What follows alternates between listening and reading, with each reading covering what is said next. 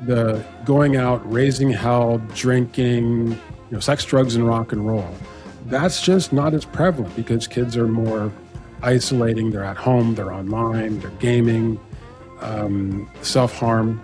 So it's not the risk taking, it's the risk averse. And so that's a dramatic shift. Welcome to the Reframe, where we have real, unfiltered conversations about mental health, parenting, and addiction treatment in a changing world. Hosted by Doug Bodin, a therapeutic consultant with 35 years of experience, we explore the shifts shaping mental health care, featuring experts pioneering new approaches and offering practical advice. Join us as we challenge old narratives and reframe the way we think about the challenges in mental health treatment. This is The Reframe. Let's dive in.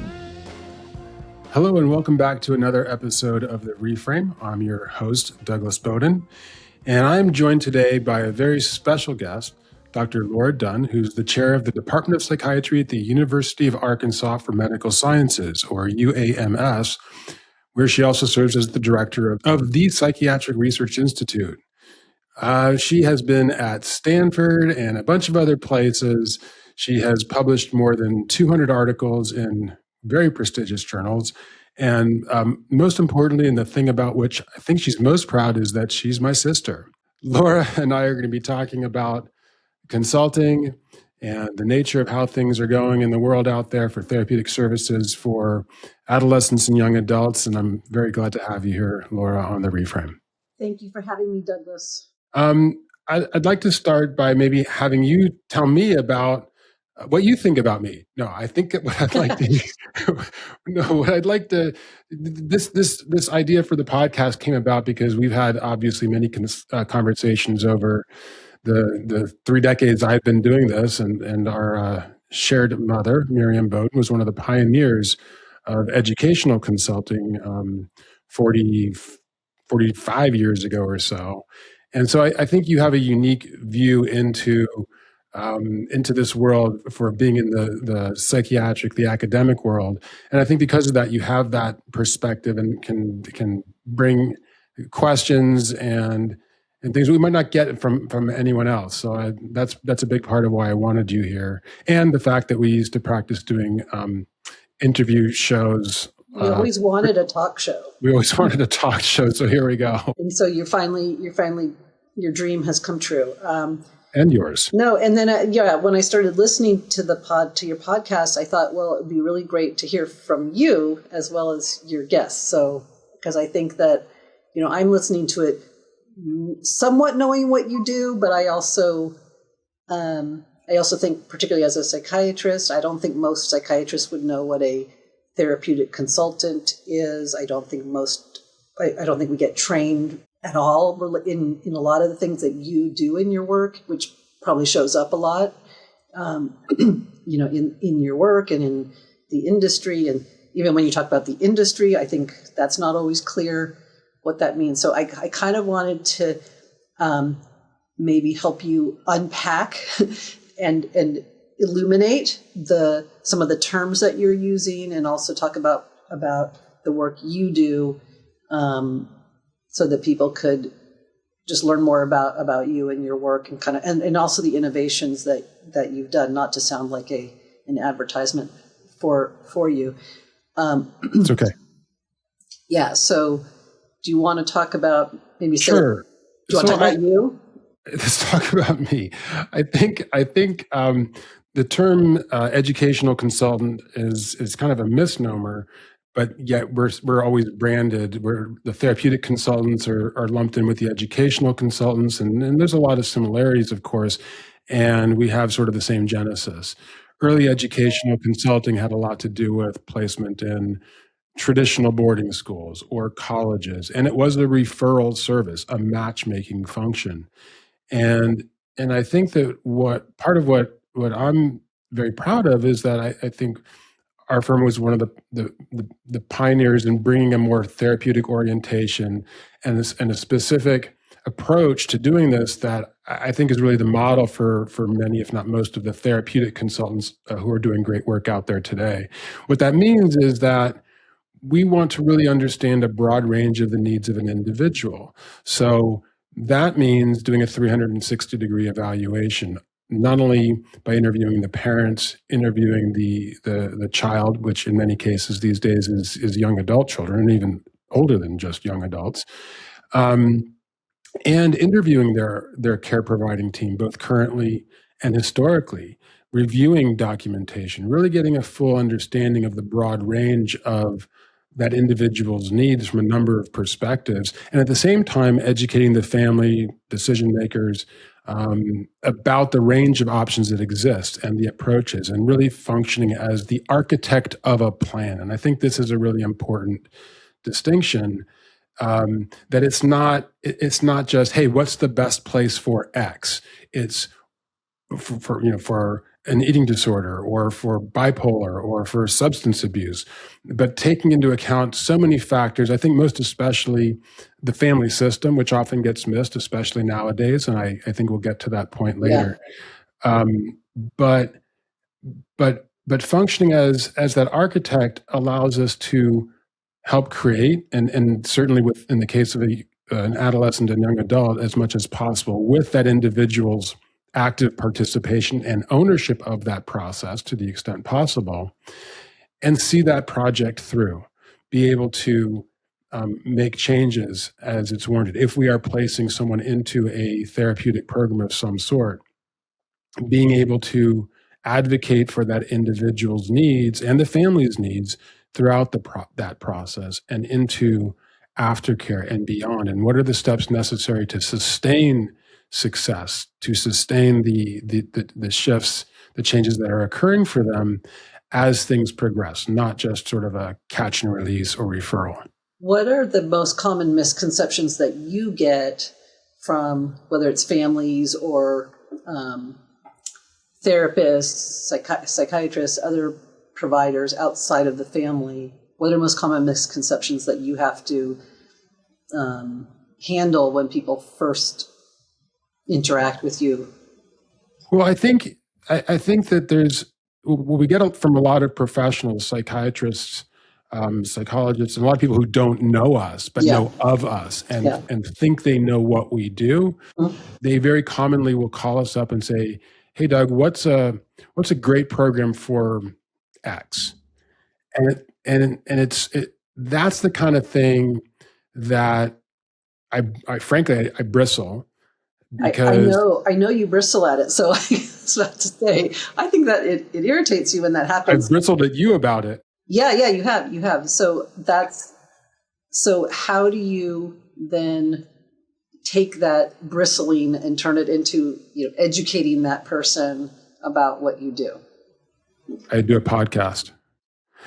I like to ask questions. I like to try to find out what are some of the other factors that may be contributing to that behavior. So what kinds of things do you think that mental health care professionals have been missing that you, if that's a fair question, that you might end up unearthing in your 360-degree evaluation? You said you're trying to figure out what the factors are that may be contributing to the depression, anxiety. So I'm curious whether you're identifying things that just haven't been surfaced in the young person's treatment thus far. I mean, they wouldn't be coming to you if things were going really well in their treatment, right? So, sure, and they also come to us once they've tried and failed. I'm using air quotes.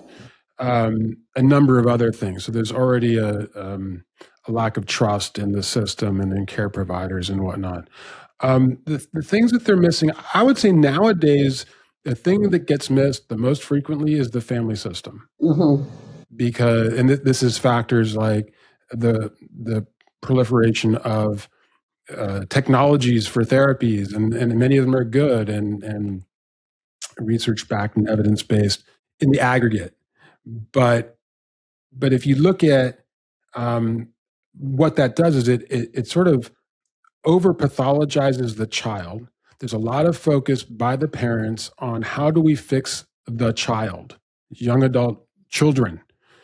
How do we fix them? How do we give them the externalized resources or motivation or other containments that are all external without really attending to the relational aspects of the family or dynamics that are occurring within the family that are contributing significantly to the problem, which is not to blame the parents, is to say, I think our system has evolved to a point because of economic forces, cultural factors that really put everything onto the individual without attending to some more of the nuances that are at play just as much. Well, that idea of identifying the factors in the family system is not new. I mean, we were raised on that language, and I think it's really interesting that we both actually ended up in fields, since I'm a geriatric psychiatrist, where part of the attraction for me is in working with the family system.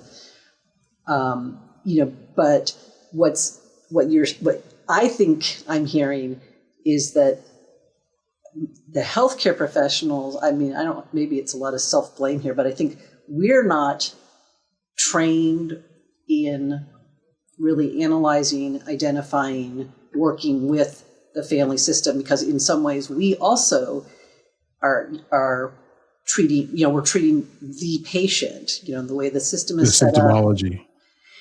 Yeah, yes, but also, unless you are coding for, billing for family therapy, you're not necessarily, most of the time, we're not talking with the entire system, and probably a lot of times not even taken into consideration. I can't speak for child and adolescent psychiatrists, and I'm certainly not speaking for psychologists or other therapists who I think probably are trained, I think do get more training, kind of informal, history of and in theory around family systems, but I'm not really sure how often, that theory is actually put into practice in therapy.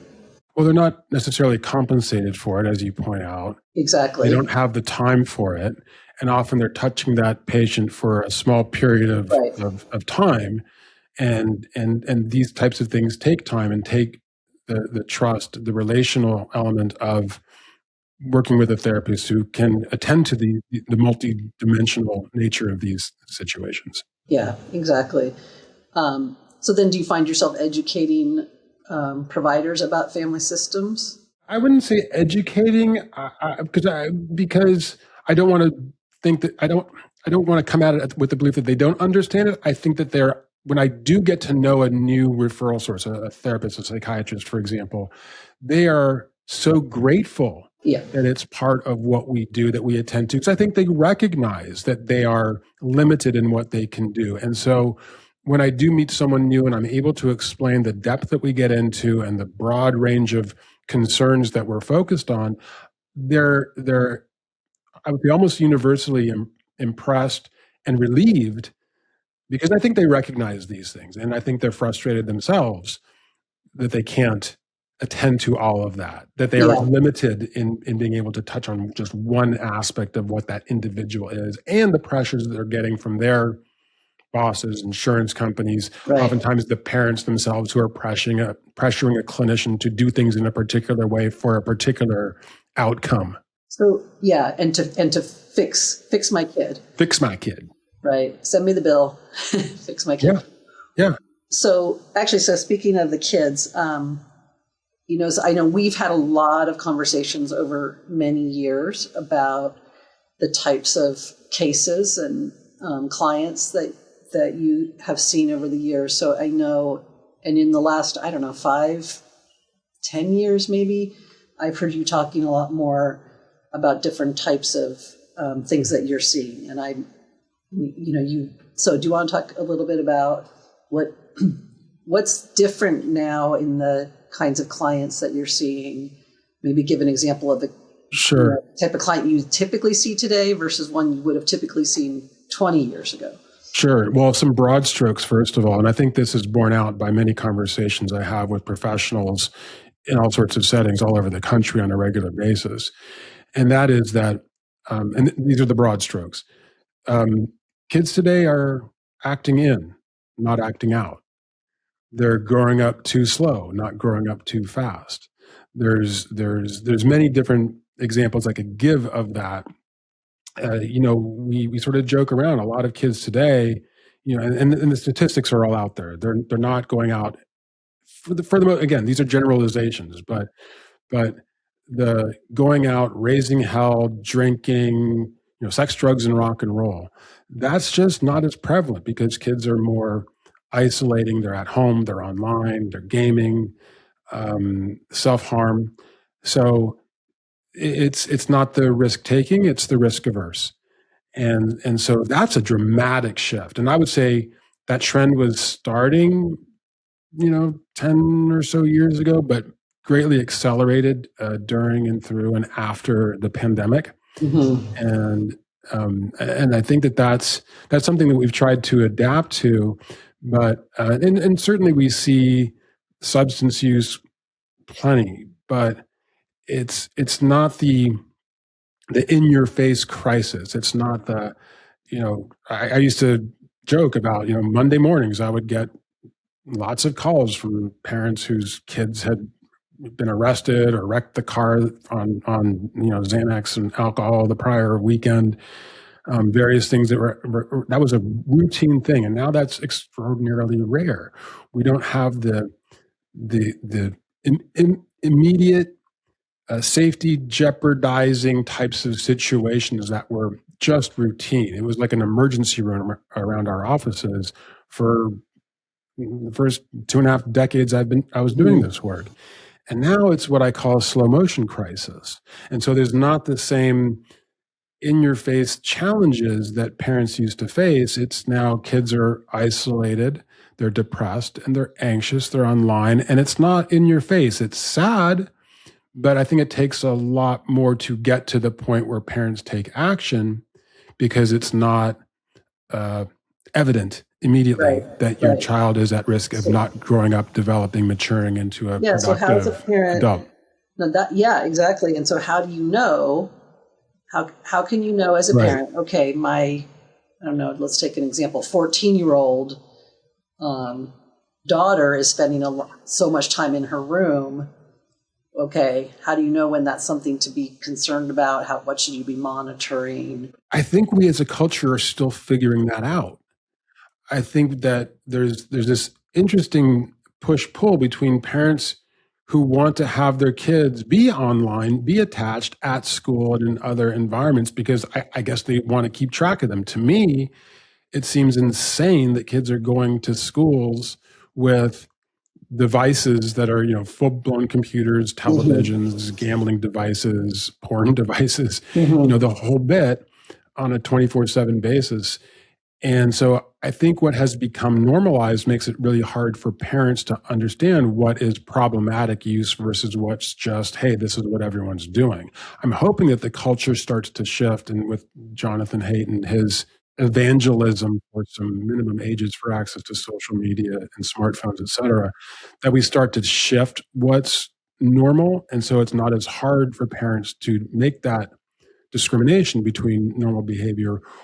But I also think it's analogous to substance abuse. What is normal experimentation, and how does that slippery slope become addictive behavior or behavior that is depriving them of other opportunities to grow and develop, problem solve, meet challenges, and get stimulation that's not generated by a device? Yeah, I think I'll tell you what a psychiatrist would say, how do you determine whether something is, whether symptoms are, sort of diagnosable as a disorder. And a lot of times it's whether it's impairing functioning in, work, school, home, et cetera. But that's sort of our typical criteria. But I'm just thinking to myself, is that how difficult is that to ferret out when maybe they're only talking to their kid for half an hour a day because they're also online for multiple hours per day. Oh, that's a very good point, right? Because everyone's on their devices, right? So if their usage is abnormal, then maybe so is mine. Yeah. But again, analogous to substance abuse. And when you talk about impairing their ability to function in normal daily life activities, well, even what are normal daily life activities has shifted as an adaptation. It's right. The denominator has changed. Exactly. That's a smarty pants way of putting it. Yes, exactly. Exactly. How do I know if my 24-year-old is not developing normally, so to speak? Well, the answers are all the same. No, I think that what really is more complex with a 24-year-old, or an 18 to 30-year-old. Well, let's take that mid-20s range, because especially in expensive places where we're based in Silicon Valley, and our clients come from all over, but in communities where it's expensive enough that kids kind of, for economic reasons, have to return to the home, save some money, work for a while, but a lot of them get stuck. And this is one of the biggest shifts for us in the last. We've worked with young adults. Personally, my caseload has been primarily young adults for a couple of decades, but more and more our clientele on the consulting side and on the mentoring side are these young adults who sort of semi-function. And they'll either attempt college, come back, or even complete college and come back, or never start college. And they'll sort of languish, but with glimmers of hope. The attempts. What does that mean? What do you mean? I'm going to make that up. I think what that means is you get these little pieces like trying a couple of community college classes, or working DoorDash, or becoming certified as a substitute teacher, or dog walking, or maybe some online gig work. We hear about the gig economy. Well, that's helpful for a lot of people, but it also can give the impression that kids are functioning, or that they're so impacted by the economic circumstances that they have to sort of languish. And it's hard for parents to distinguish in a neighborhood, for example, or in your community of other parents who talk. What is sort of a normal life? All three of my kids came home after college, and always worried a little bit. Are they going to take hold and get going? Or because I see all these horror stories, and as you know, they've all taken off. But what's to distinguish between someone who's back from college and kind of working on the next job and doing stuff and will take hold, versus the same kid down the street who might have come home or be in almost the exact same circumstances, but that becomes years. That becomes more and more inertia of not moving out of it, and they're sort of becoming so comfortable at home doing minimal stuff, and the parents are scared, but not so scared because it's the acting out or substance abuse or the things that we all used to worry about, that it just becomes habitual. I use the word inertia because I think everyone's in it, the parents, the kids, and only in hindsight did they see, wow, that really became very problematic. And they all say, well, we should have known, we never should have X, Y, and Z. But how does one really know that distinction? I think it's. Let me challenge, or I guess question a little bit. I mean, I think inertia. That's true. There's inertia, but is it fear based? Right. I mean, the kid. What is the kid afraid of? What are the parents afraid of in these situations? I mean, why are they so stuck? Well, we've hit on both of my twin pillars of codependency, I call them, which are hope and fear. What are the fears? Well, I think... Well, they have to be two pillars of codependency, right? Because they are. Yeah, because they're codependent. Right. Well, the co is that both sides are getting their needs met by meeting the needs of somebody else. Yeah. So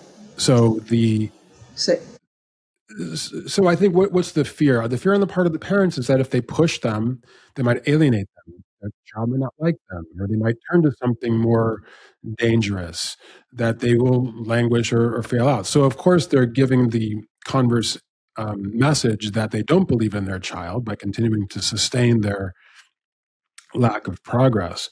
The child, I think, is fearful because we're in a fear-based culture where we can get into the over-identification with mental health disorders, which I think is a big part of the problem, that a lot of the kids that we see who have languished at home for multiple years, now, by definition, our clients tend to have mental health diagnoses, but there can be an overemphasis on that, or their impairment because of that, that is very different than how things were even 5 years ago.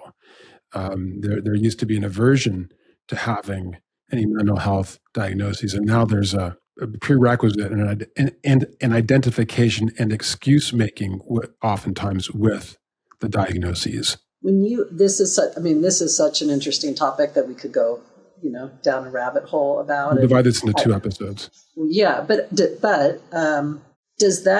you feel like, now I'm just sort of interested in like poking around to see like, okay, how do you feel, or what are your observations when talking to, particularly with parents? Do you think the parents are also over-identifying in some way with the diagnosis, and then also incorporating that as an excuse to kind of justify that fear of setting limits or pushing the kid?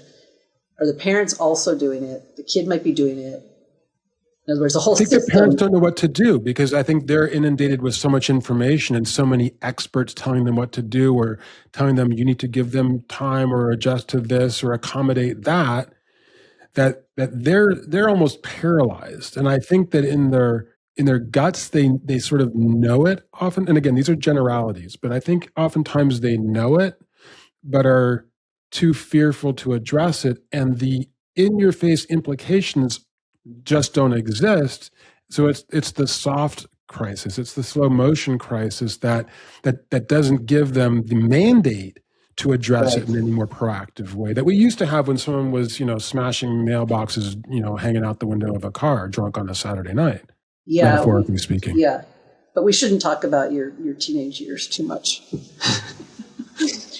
When you say slow motion crisis, so like typically, how long do you think that crisis has been going on? Like when you see a young adult in their, mid-20s, and you start getting the history, what are you learning? Maybe give me some examples, the types of things that like you could have been tuned into, like,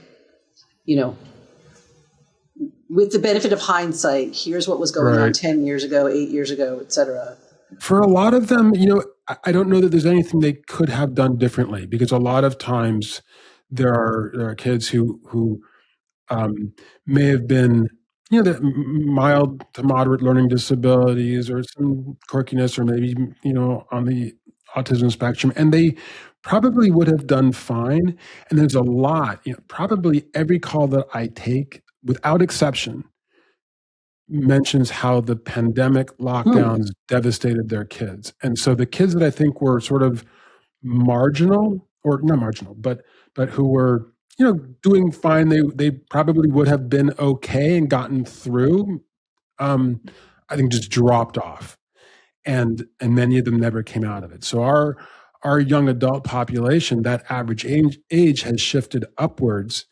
And so they were languishing. And I think if they were to apply hindsight, they would say, oh, well, as soon as they came back from failing out of college for the second time, we should have A, B, and C. But how were they to have known at that point?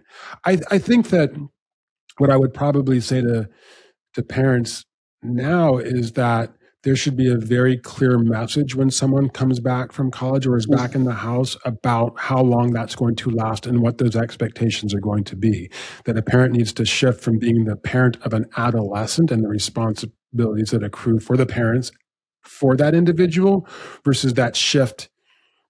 And it's a big shift that needs to be made when they become adults, to expect adult things of them, even if they're coming back and living in the house, and that it should not be a blank check with an unlimited time frame, and that it should be clear early on that this is temporary, that this is something that is a launch pad, but not an unlimited venue for. Okay, so what does temporary mean? Like, because I bet a lot of people think that or might say it, and then they like with substance use, right? Well, this is the last time. And let me put substance abuse aside for a moment. So I would say a year, if I had to give a timeline. And I think then people would say, well, you can't live around here with a single person salary. And I'd say a couple of things. One, yes, you can. It's not going to be that comfortable. You might be renting a room somewhere, and you might have to be working a lot of hours. But that's how one starts to develop that work ethic, the grit, and the motivation to further oneself, because you want to live better. And I think even with parents subsidizing a little bit, getting out, getting autonomous is important. Or maybe they can't live in the most expensive place on the planet in the history of time.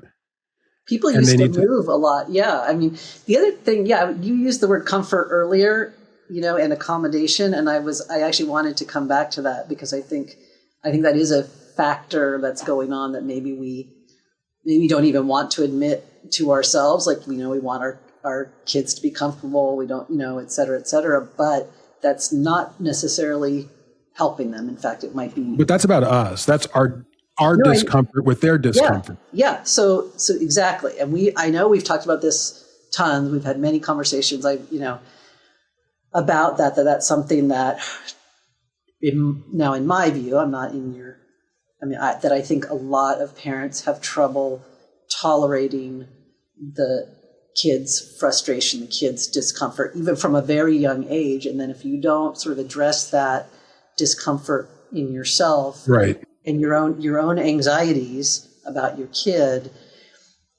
then I think that's contributing to what you're seeing later on.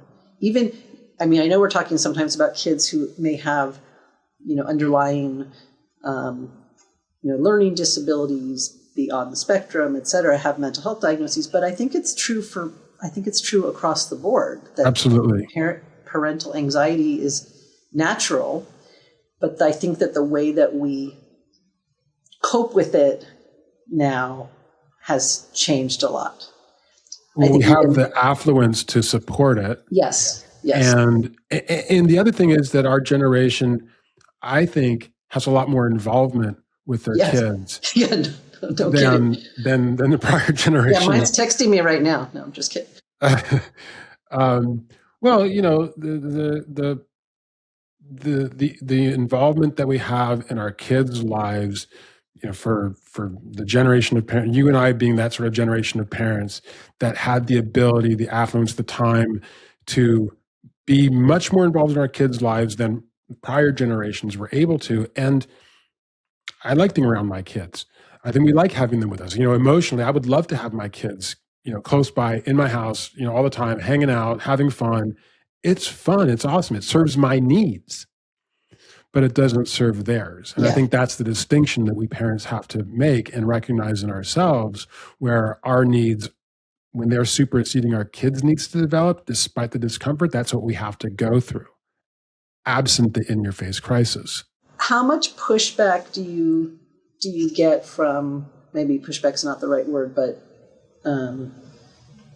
resistance? From the parents that you work with, when you're trying to get them to set limits, not give them a brand new Tesla when they graduate high school or whatever it is, because those are some of the things you have to deal with, right? Those are the obvious ones, but I think the more difficult ones are when, well, a couple of things. One, we see a lot of families who will build ADUs for their kids with the expectation.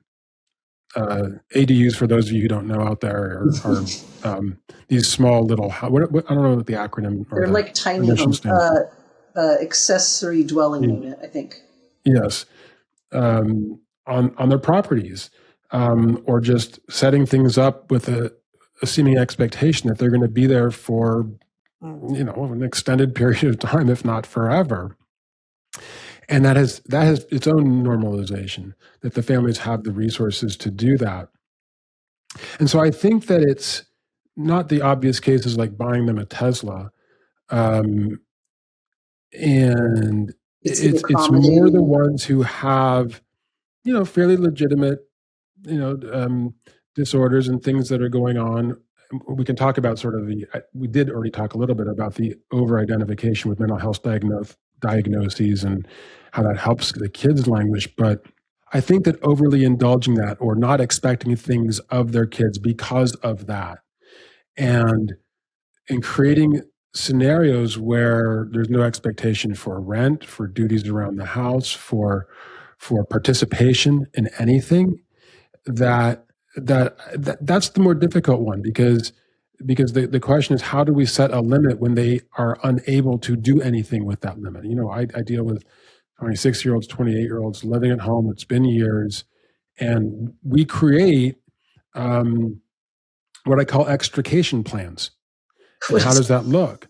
Yeah, I mean, that's a common. No, what does it mean? So tell me what that means. It means establishing a document, and I don't have a template for it because I really want parents to have to wrestle with the content and what they really can and can't live with, because typically they've made threats or brought in other experts or whatever to try to convince their kid to do something that is going to appeal to their kid enough to, quote, motivate them, when in fact, parents can't control that. I really have to talk with the parents about how to control only that which you can control, which is your own limits and boundaries, and to, in essence, let go of the outcome, and then to draw up what are the clear, consistent, credible, and cohesive boundaries and limits. And at the same time, often, what is the offer? The offer is that you can work with the Bodin Group Mentoring Program and have the resources for you to establish on this timeline that we're going to offer you of continued largesse or support, whatever, but it's time limited. Here's the timeline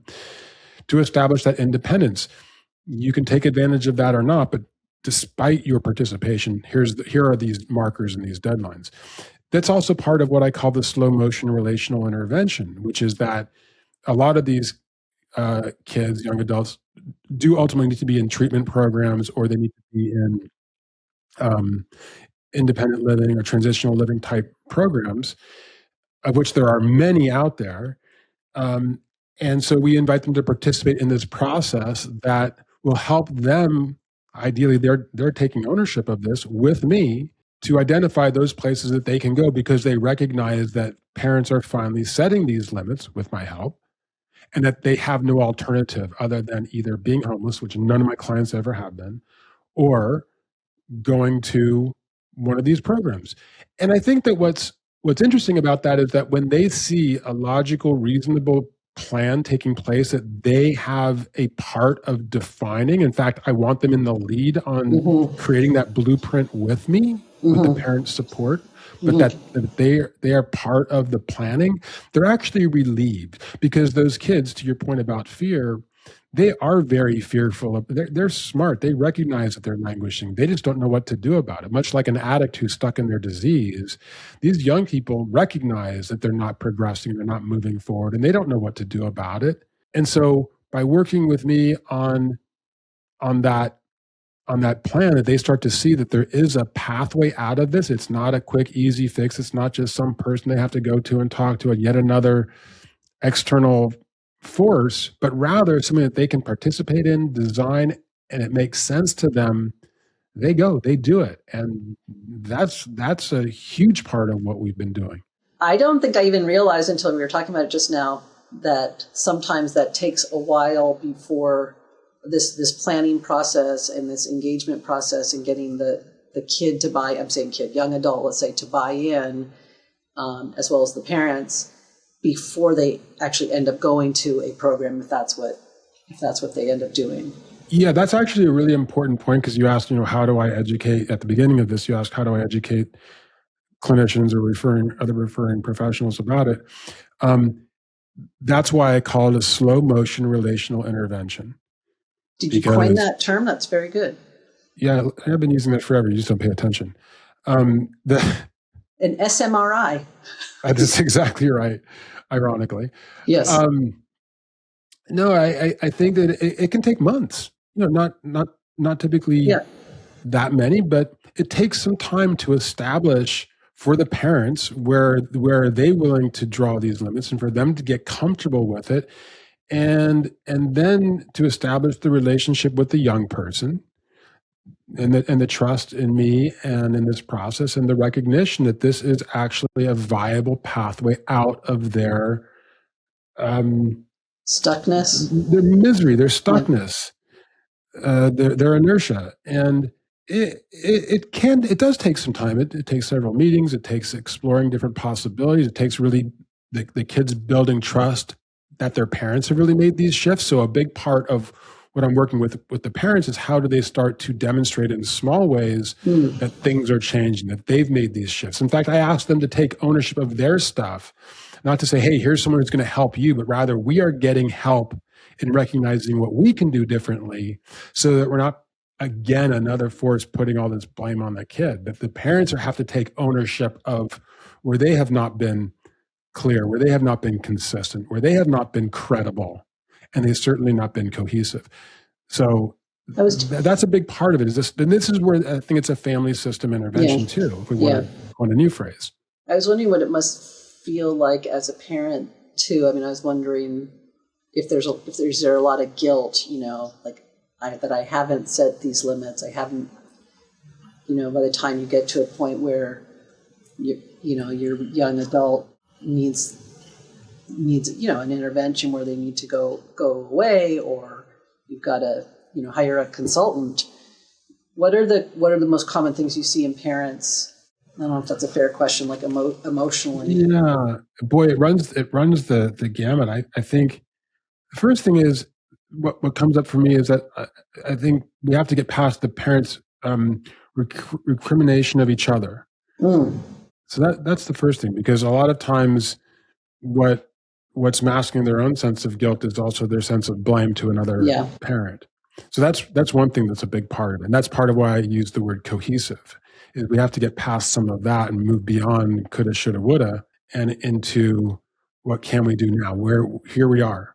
How are we going to get cohesive and credible? Because our lack of cohesion historically has also led to a lack of credibility. Yeah, when you can split your parents, it makes it much easier. Right. It's a great gig, but not that it's necessarily conscious on anyone's part. Of course not, but that's why we have to also be transparent the parents have to be also transparent and own their stuff in order to establish more of that credibility with the young person that things are different. Not that we're laying down the law, we're not, making threats or whatever, but we're just inviting them to participate in a process to take ownership of their adulthood, while the parents at the same time decline to continue to facilitate their ability to not engage in life. In fact, they are depriving them. They're depriving of their child's right and responsibility to become an adult and a functioning and contributing member of society. I'm just reflecting, like, it's so interesting that this is the place that we're talking about this, that this is where we're at. Because I was thinking, like, when we were teenagers, I mean, like you say, people were acting out and we would hear things or see things, but this, and then later in our 20s, this was not on my radar screen at all. No. And this is, I think, you asked what are parents going through, and I think this is where it's so confusing for them. Because I think it is confusing. Because it's not what the parents obviously grew up with as being normalized either, but because it's so ubiquitous, they don't really have a great barometer for what they could be or should be doing. And they're also getting so much information. This is also what's different. They've got so many experts and so many books and so many. I was actually going to bring this podcasts. Up. Yeah, what to do. You're just adding to the noise. That's right. It's my objective. No, I was thinking about this earlier in this conversation. What part? This could get a little controversial here, but we might as well. Let's right? go. I mean, what part? Sometimes are therapists, psychiatrists playing in perpetuating the pattern of accommodation, of comfort, of enabling, of what you've referred to as over-identification with the diagnosis. Do you see that as part of the issue? I don't think it's necessarily the therapists or professionals as individuals, but it's more the therapists and professionals in aggregate as part of the culture. And where has that been emphasized? I think we had this maybe overcorrection with the mental health crisis. Well, to where now we have so much Yeah. accommodation and attention to where that becomes something that inadvertently becomes one's identification is as requiring all this mental health attention, that the mental health diagnoses are not consciously, but become the excuses to not function and become the cudgel that kids can wield Yeah. explicitly or implicitly against their parents to continue to derive that overindulgence of those disabilities. Okay, so this is I want to say one more thing. Can I say one more? You can say one more thing. It's my podcast. Remember that. For now. But I want to make reference to the article. I think it was in the January edition of The Atlantic, where there was a big article that got a lot of attention, and I think also a follow-up article in the New York Times of blessed memory that referenced the huge use of testing and disabilities in elite universities, colleges, especially, and so many young people are getting accommodations that it's now become the competitive edge to have this, and those who don't get it, often people with less affluence to get the experts to do the testing and make these diagnoses, are the ones being left behind. So it's not any one individual, it's the way the whole system has evolved. Yeah, I could even say, I remember when one of my kids, the one with ADHD, or the one who's been diagnosed so far with ADHD, was in high school. And I remember being, consciously like, okay, do we apply for accommodations on the SAT or whatever? Honestly, I can't remember what we ended up doing. I think it was not doing that.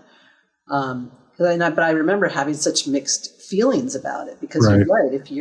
If you're a parent or a kid and everyone else is getting accommodations, and you also have a diagnosis, but maybe it's well treated, or maybe it just hasn't held you back that much. Maybe you're a super smart kid and you really don't need that accommodation. So you're saying it's kind of like it's like the nuclear arms race, right? Ratchet it up. And I don't think this is why I don't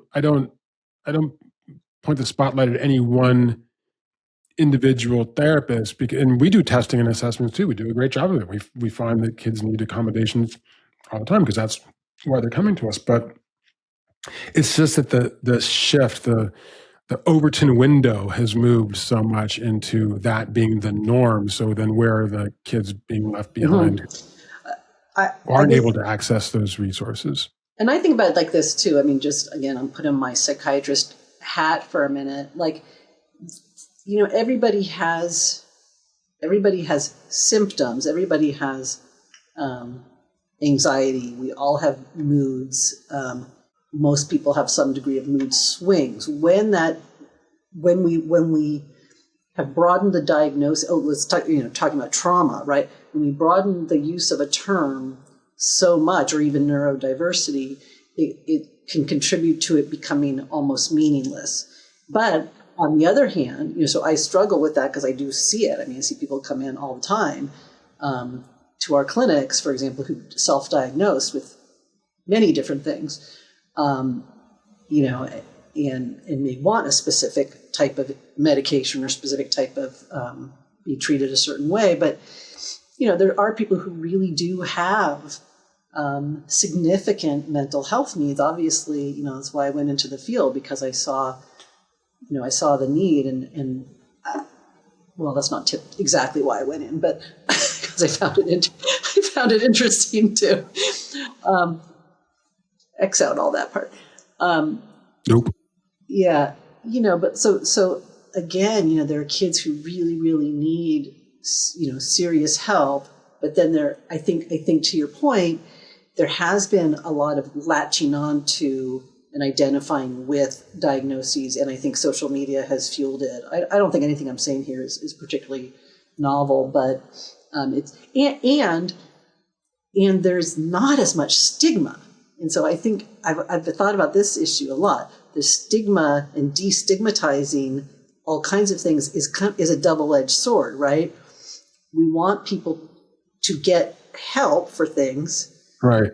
But we don't want to normalize that thing so much that, well, everyone's doing it. So what's I'll take it a step further, because I think there's a social currency to having a mental health diagnosis. Okay, make that case.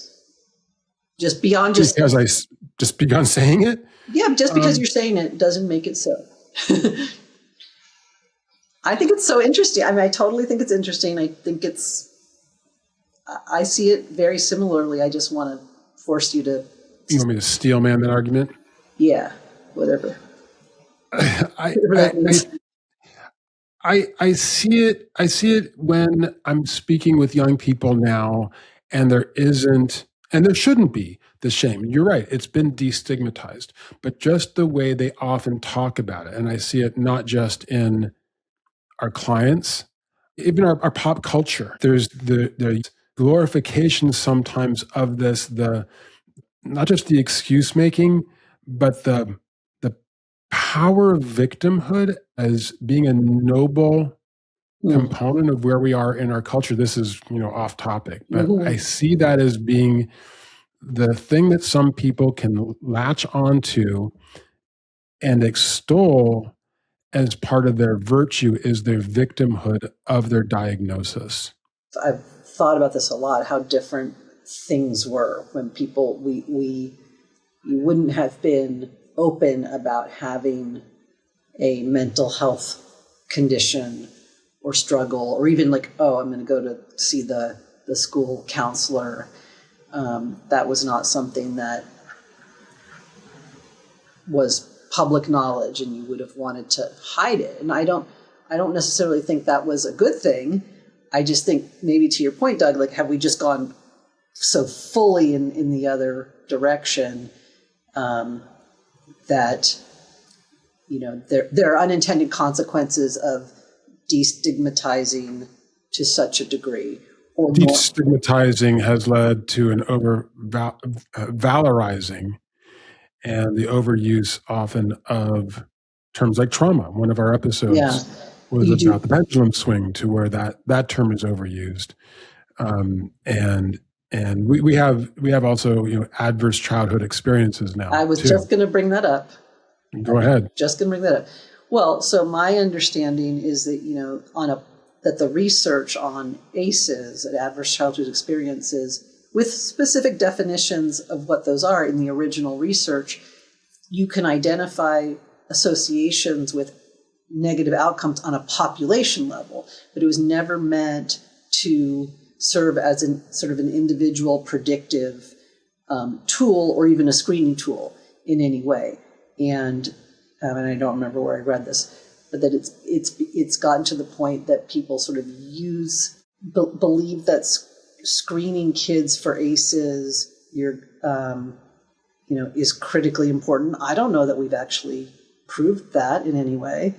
The actual literature is that most people are resilient, right? So yeah, you do want to kind of try to identify the kids who are, at high risk for negative outcomes after traumatic experiences.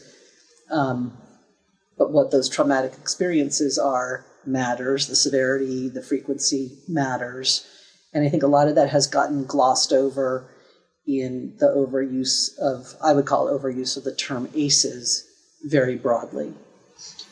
Well, and I think that's also a way of getting money and grants, and the proliferation of therapy and therapeutic services in schools now, which wasn't the case 10, 20 years ago. And I think it's a good thing to have attention to mental health issues. But there's also, and I think I've seen this in the state of California with ACEs, the economic principle holds true. You always get more of what you subsidize. Yep. And so if you're being paid to go and look for these things, you will find them. Yeah, exactly. And again, and then medicate them or treat them or reinforce for that individual. This is where I think the mental health profession has been complicit to some degree in reinforcing mental illness as opposed to expressing more about their resiliency. And ultimately, do they all need to be in therapy weekly for the rest of their lives and on medication for the rest of their lives, et cetera? I don't disagree with you. I was just going to say, I think what we have not done, I'm going to say as a field, but that's very, very broad, right? Is to actually say, if mental health treatment, if mental health intervention is a scarce resource, which it apparently is, and I would argue it is, if it's so scarce, then really we need to be careful about, how are we spending that resource, right? Are we allocating it where it's needed most, and for those who right. And is the proliferation of everybody having a diagnosis really depriving those who would not otherwise access it, really getting it? Yeah, when they need it. And we could get into lots and lots of like the incentives for, let's say psychiatrists to go into, public psychiatry, serving, the severely mentally ill, in like a public, setting, publicly funded setting. Those are going to be very different incentives from opening up a private practice in Silicon Valley and not taking insurance. There are different incentives that also affect the allocation of these. So, we can't determine how these resources are going to be allocated. But I think you're right that, if we're giving 90% of Stanford students a diagnosis of anxiety, what does that mean? I mean, what does that say about our field? I think that these are all the challenges. I mean, what we're talking about now and what we sort of geek out on together is what's happening broadly. And I think that one of the things I love about the work that we're doing here is that we're taking all these concepts and applying them. And I think that holds true for how we approach the consulting work and developing these plans one at a time, but applying the lens that you and I are talking about to how do we apply that to each individual and their family and the team of people around that individual and that family, and how do we help create a blueprint with mindfulness around all these other forces outside of their control that are in action.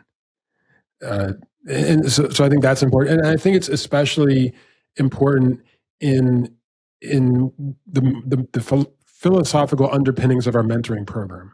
I was just going to ask you, actually, so if you could describe that, and because I don't remember when the mentoring program came about, but can you kind of go back and say, how did that develop? What was the need? What were the needs that you saw that the mentoring program was designed to answer? We've been doing the mentoring program now for 11 years, and it came about organically, in the sense that it was someone who had been my client and had gone through a therapeutic wilderness program and onto a therapeutic boarding school, and came back to do an internship with me one summer, almost finished with college, and having a mentor by accident for him when he returned, it was his baseball coach, was just very informally serving in a mentoring capacity for this young man who was returning to his same community and faced the same challenges, having gone through a year or so of being in a therapeutic program or two. And we had a couple of clients that he would sit in with over a summer who needed to kind of get out and do stuff, stop smoking weed, stop sitting around, stop goofing off. And he took them under his wing and went out and got them jobs at the grocery store, or took them out in the parking lot throwing a football, or just spending time with them. And that sort of grew from there to where at the end of that summer, we literally back of the envelope kind of penciled out some numbers and said, okay, when you're done with college, come back and let's do this more formally. And that was the start of the mentoring program. But the underpinnings is really everything that we're talking about in terms of how do we help kids get out. And I think the mentoring has grown tremendously under the leadership now of Trina and Hannah and Jenna. And what we've now formalized is this notion that kids need to get out from their rooms, from their devices, out into the world, doing things physically, in person, in real life, that can start to build the underpinnings of self-confidence, of growth, of competencies, of skill building, sort of applying that zone of proximal development mindset, that we're going to continue to increase their confidence level, their self-confidence in doing things that then applies to other domains of their life. So, for example, we do a lot of rock climbing.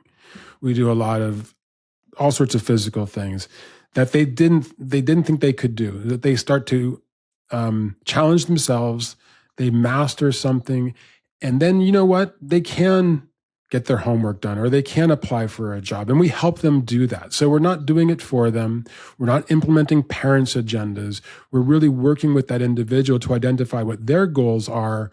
And sometimes those goals don't have the immediacy of, well, I need to build this skill so I can do my homework better. It's something that might not be immediately relatable to it, but that builds that that foundational level of belief in themselves, of something that gives some meaning, some purpose, that can help them blossom into something greater. And that's where we've seen a tremendous amount of success of taking it offline into the real world. Yeah. And I think it makes perfect sense. And I think more and more people over the last 10 or 11 years we've been doing it, I've seen that just the word mentoring has exploded. I think people are recognizing the importance of something that is, in our case, deliberately not therapeutic overtly. That's what I was just going to say. I mean, it's not sitting across from someone and being asked to talk about, your feelings and whatever else you do in therapy. It's very different. And it's so, again, I'm still kind of amazed that we're at this point that, like, that getting people to get out, get a job, do something physical, that's what some young people really, really need to be pushed initially to do, but just to gain those, what was it? The zone of proximal development. So sort of expanding their range of competencies. It might, for a lot of our clients, sometimes it's just getting out of the house and taking a walk around the block. Literally, we have a lot of clients that are so shut in and shut off from the real world that they're pale. They have not been outside or so infrequently outside because all of their needs are being met in the home. Their stimulation is coming online. Their food is coming from DoorDash or parents or what have you. And they have no other outside needs. And so just building that muscle memory, some routine, sleep habits, nutritional habits. It's amazing to me how many of our clients just need to learn how to make a sandwich, really, or I believe you now that I've heard you talk about it multiple times. Like, it was initially kind of hard for me to believe when we would first talk about this, that how basic some of the skills were that some kids need. Kids, and again, I'm saying kids, but young. And I don't want to sound as critical or as demeaning when I say those things. I mean, these are the things that have evolved as part of our culture. We've allowed for this to happen. I'm not blaming any of the parents or the kids, but just, and I think that, again, the pandemic really did a number on everybody because that sort of forced everyone indoors and into an avoidant posture in a lot of ways. And for many, they just couldn't come out of it. Or the culture hasn't come out of it. The culture has not reset, recalibrated. And to be fair, it's not just these young people you're talking about. I mean, it's people who could not come back to the office, right? Absolutely. Well, and I think that this is where the parents too, they're at home and they don't want to cause trouble, or they can't be sitting on work calls on Zoom and then be worried about whether Johnny's eating or not or what have you. And so DoorDash is the easy solution in that moment. And that can become habitual. That can become their own way of avoiding the confrontation or having to force the issue. And that creates the parent's own discomfort or challenge or disruption in their lives. And they're trying to get through as well. Yeah, it's very, very family systems. It's very, everything you're saying. I don't know, we talked a little bit about this before, but I don't know how many of your listeners know about, like that our father was very, pivotal early person in the whole family systems therapy world. And I think it's just really interesting that, you and I both end up, but you more so, like, utilizing the principles, theory, and practice, of family systems in your daily work. And you've probably invented all kinds of applications that probably were never even imagined by Dad. Dad would be proud. He is proud. I think Not to be first of too. all, I think he would, but Dad would be very proud to listen to this podcast. Yeah. He'd like circle the notes in red pen and want to Make corrections. Make corrections, yeah, and give us a lot of reading assignments. And I would do the reading. You would do the reading, and I would cheat off you. That's right. That's exactly right. The thing early on in my career was that I didn't know that it wasn't a thing to be You didn't oriented know what? towards. Sorry. I didn't know that it wasn't a thing. Yeah. The family systems oriented, because it seems so obvious. Yes. I think because of how we grew up and what we were exposed to, and we were right there at the formative stages of family systems theory, at the Mental Research Institute in Palo Alto, and I think I washed most of their cars on weekends to make some money, but also paid attention, and I think it was in the ether, it was in the water we drank, the air we breathed, and so when I first started this, it just seemed obvious that we would pay attention to it. And that when I started talking about it with programs, I'll never forget my first meeting with Jared Balmer, who's a pillar of the private mental health treatment world for decades.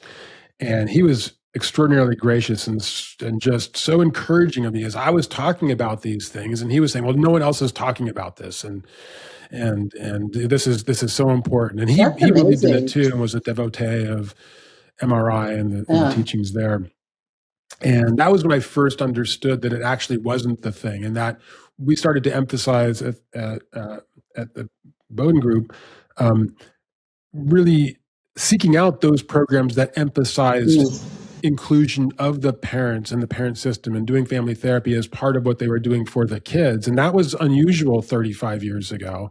And not only did we look for them, we also strongly encouraged programs that weren't doing it to develop it, to become good at it, because we would not be referring them and including them. And we were still are, we were the big player, and we became that. And then really encouraging them, look, we can't work with you if you're not also developing this, if you're not also making sure that these things are getting attended to, that you're not a viable program to us. How do we integrate you into one of our plans if you're not attending to the things that we see as being vitally important? I think that's, you made a point. See, I learned some things about your work that I didn't know. I mean, I think that's a really important point, that it was so fundamental to your work, that it had to be incorporated by programs. I didn't know that in the way that you just described it.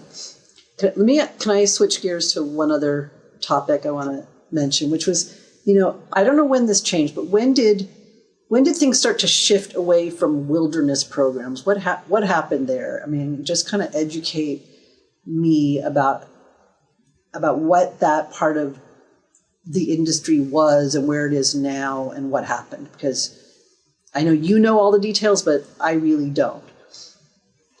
This is a thorny one. What's been lost? Yeah, this is a thorny one. And I'll try to do a quick version, but I think, to me, the value of wilderness therapy programs, when done well, and I want to use that caveat because I think there's been so much attention to the ones that weren't doing things well, that were applying some bad practices. But I think the purest of wilderness programs took in their beginning the sense that we're not here to break kids down, but rather to build them up. And they got accused of brainwashing kids. But in fact, I think our culture brainwashed kids into a particular way, and the substances and negative peer influence. And and whatnot. And so I think that the value of wilderness therapy, and I still believe in experiential work and experiential therapies, and our whole mentoring program is built on the concept that doing and accomplishing, going through challenging experiences is what builds one up. And I think that was what I loved and appreciated about wilderness in its formative years and where it became more common. I think that what happened was several things simultaneously. It's sort of the perfect storm. One was a lot of stories from what are called survivors, people who feel that their experiences were horrendous, abusive, punitive, illegal, harsh, damaging, injurious in all sorts of ways, some of which I think were true in some really bad places. That was spurred on by Paris Hilton and her group. I won't go too far into that, but there became a really big online presence of people really attacking wilderness programs writ large, all of them, good, bad. There was no differentiation among them, but the industry as a whole was branded as abusive. And I think that's now the common understanding among this generation of parents and young people.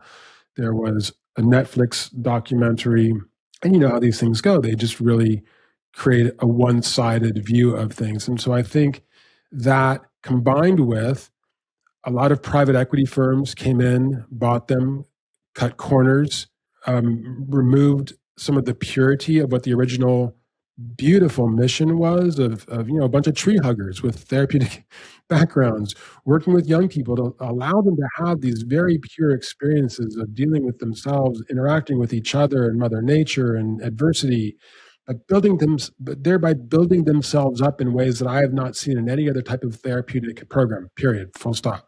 And a lot of that got lost when the big companies started buying these programs and making them sort of universal and often bringing kids in who probably didn't need to be there. You know, one of the things that we did as consultants was we were sort of gatekeepers, making sure that the kids were getting to the right program with the right therapist for the right circumstances and getting their needs met before, during, and after these interventions, which can be very extreme.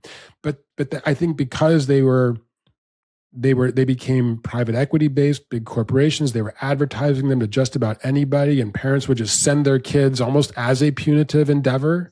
And so I think it got used in inappropriate ways many times, and that just served to really take what was a beautiful and pure and fantastic experience for the vast majority of people, at least the ones that we sent. You know, but again, we were the gatekeepers. We were doing it as part of, within the context of a blueprint of a plan, as one step in that project, not just hey, let's just go throw this at it the way we would some other short-term intervention and expect it to take hold without any broader. Are there still therapeutic wilderness programs out there? Yes, they are, and they're making some important changes. In fact, I'm speaking with one of them this afternoon because they really want to hear from me and hear about this stuff and about what adaptations do they still need to make in order to both remain true to their mission, their passion, but also adapt to the marketplace.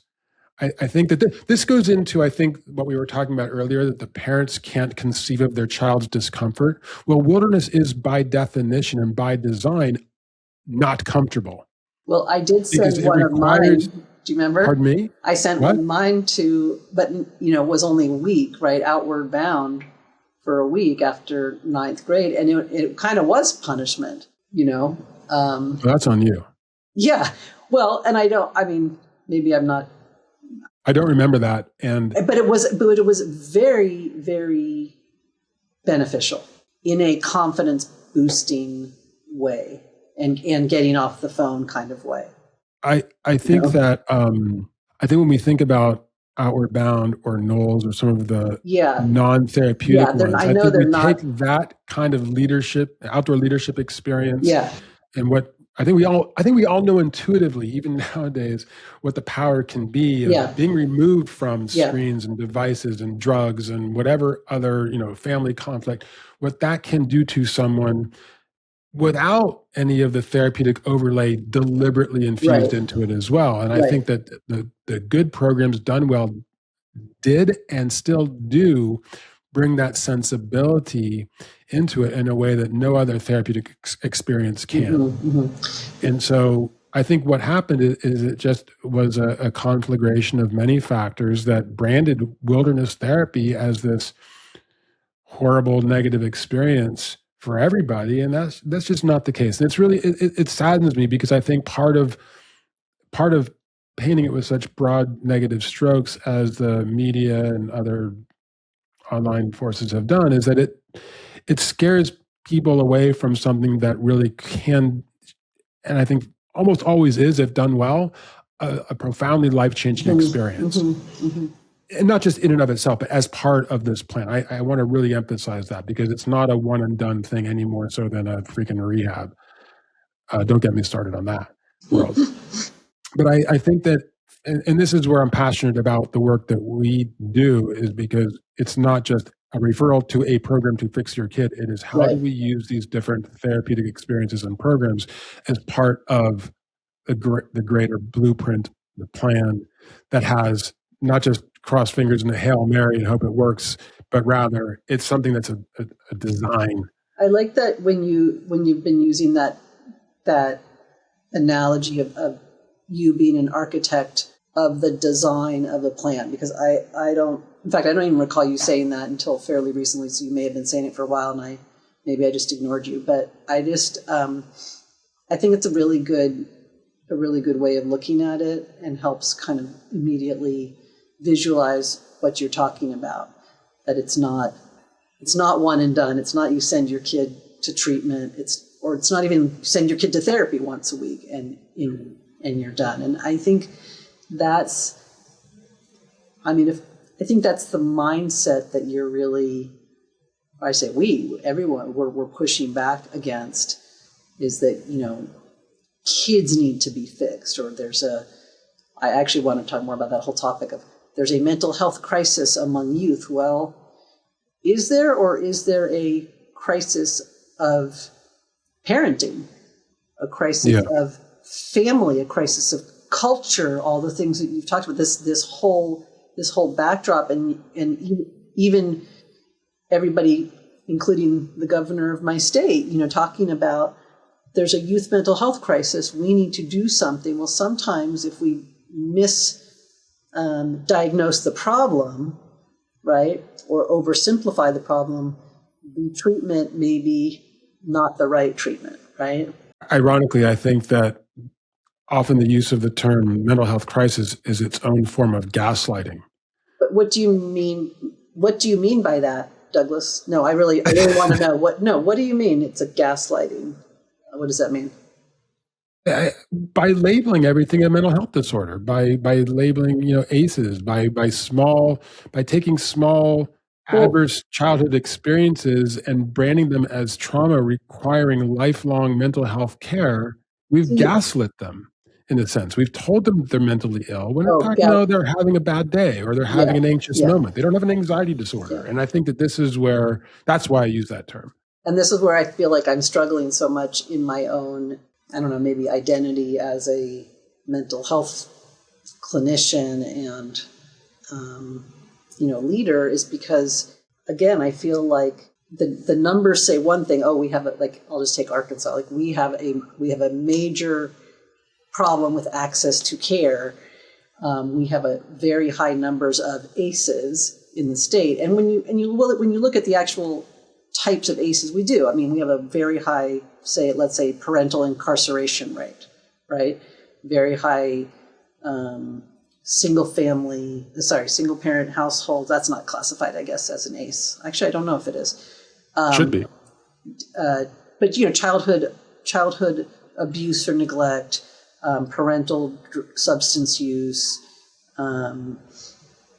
all of those things, we have very high rates.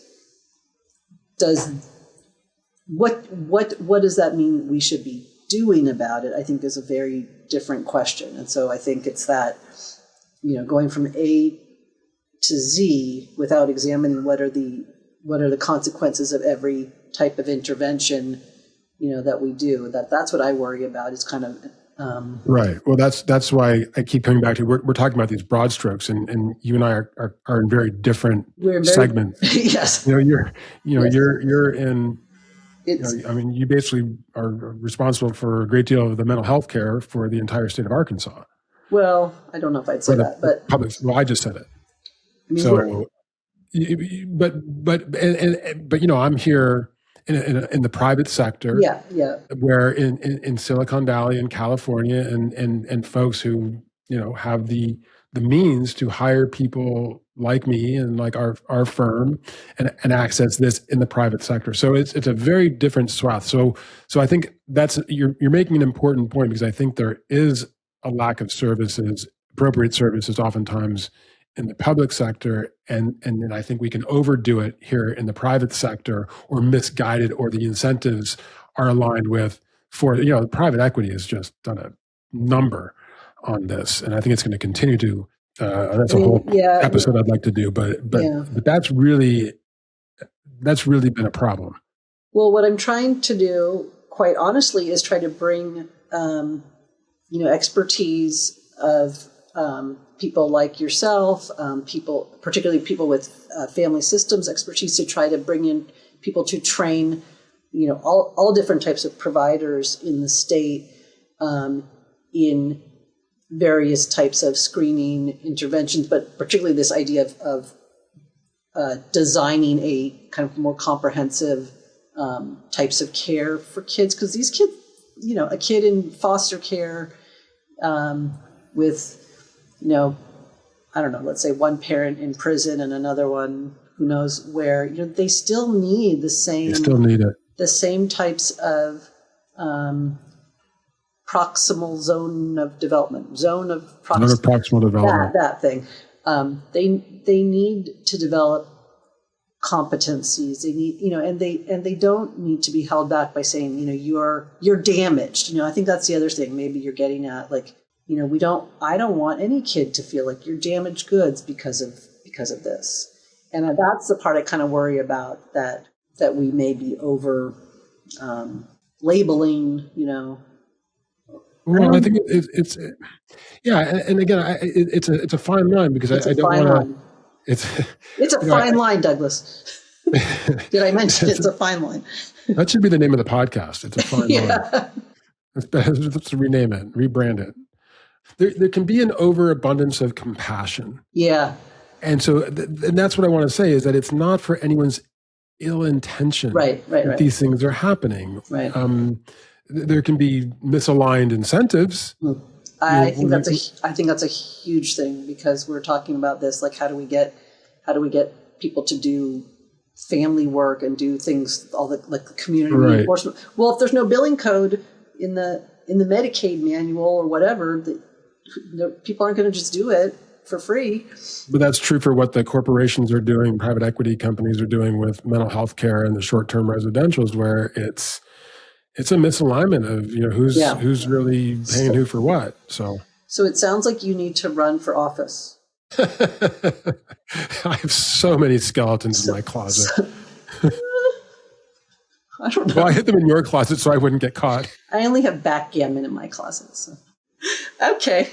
Well, that's probably a good place. On that friendly note, let's wind this thing up. So, Laura, I want to thank you very much for being a guest on the Reframe, or being the co-host or the host on the Reframe. I was the host. Fun.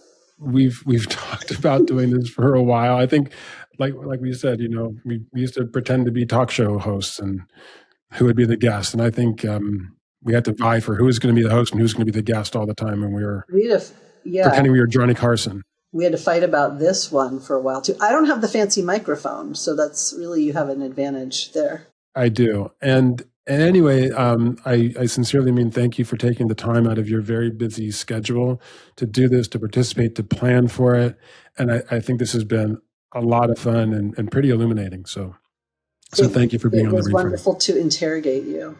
It wasn't the first time. Thank you for tuning in to this episode of The Reframe.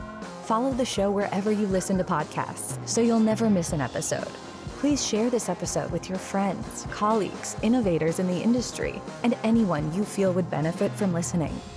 To learn more about the Bodin Group and Bodin Mentoring and find additional resources, connect with us at www.thebodingroup.com.